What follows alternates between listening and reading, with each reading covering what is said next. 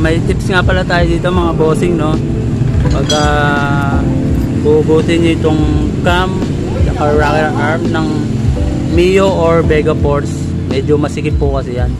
Kailangan lang natin dyan ng ano, yung sprocket pinagpalitan, tapos mahabang 12mm na 12 para pang bonus dito.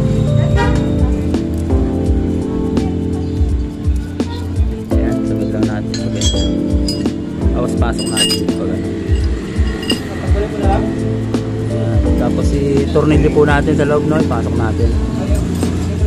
Tapos kailangan po natin dyan ng ano, labing 12. Ayun, no, medyo matigas nga po.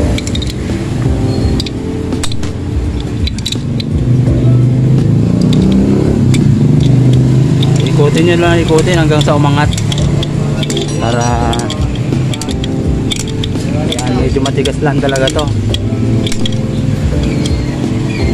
Kahit sa mga Mio po na sporty, medyo kailanganin nyo ng, ano, ng lumang sprocket para pang kalsuhan. Ika nga, pang kalso. Ayan, ikot lang na ikot hanggang sa umangat.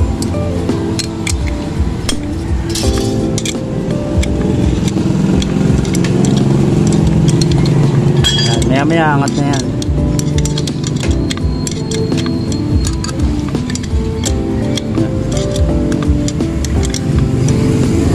Ayun o, kung nakikita nyo, umaangat na siya. Ayun sa loob. Ayun o.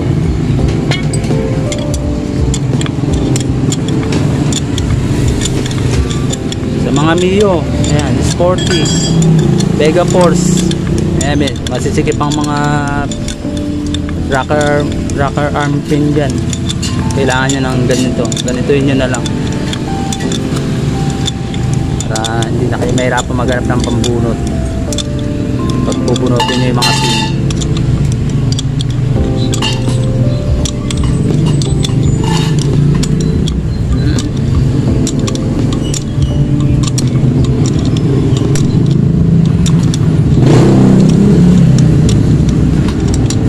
Tagal ah.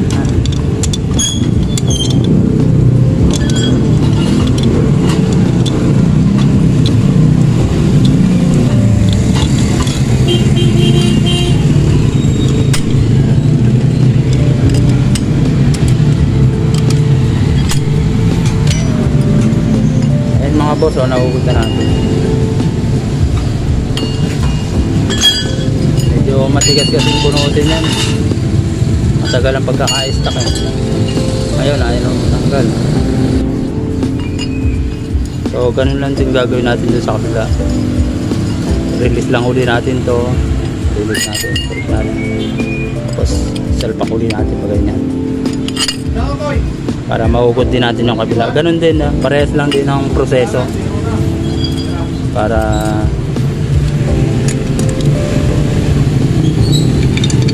yun.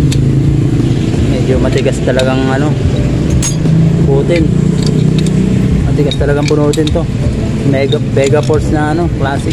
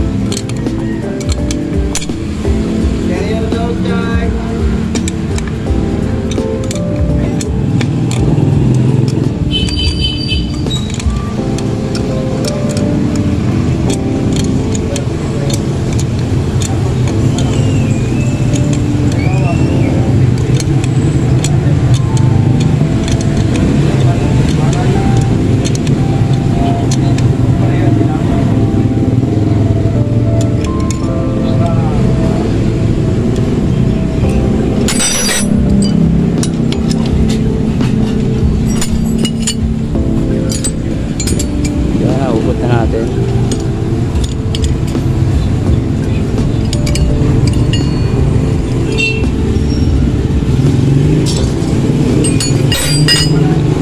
Release lang ulit natin, balik lang natin sa dati ulit.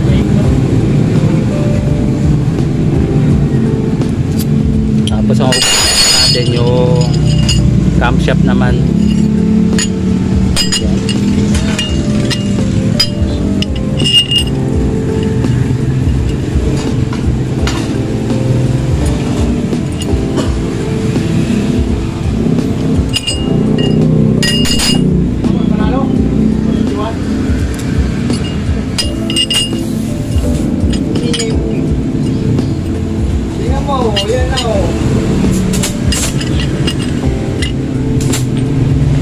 Tapos kalsuhan lang natin ang ano na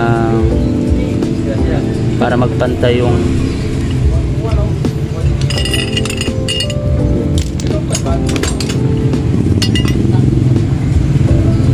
ito. Malambot-lambot to, hindi gaya kanina na matigas.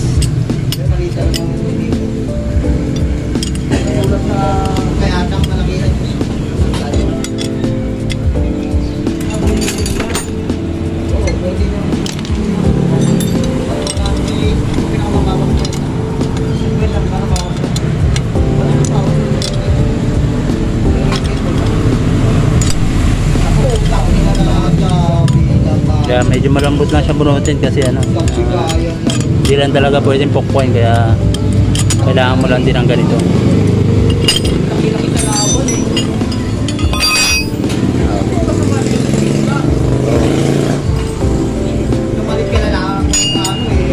So yun, okay lang. Ganun lang pagbubunot ng mga ano, rocker arm tsaka ano,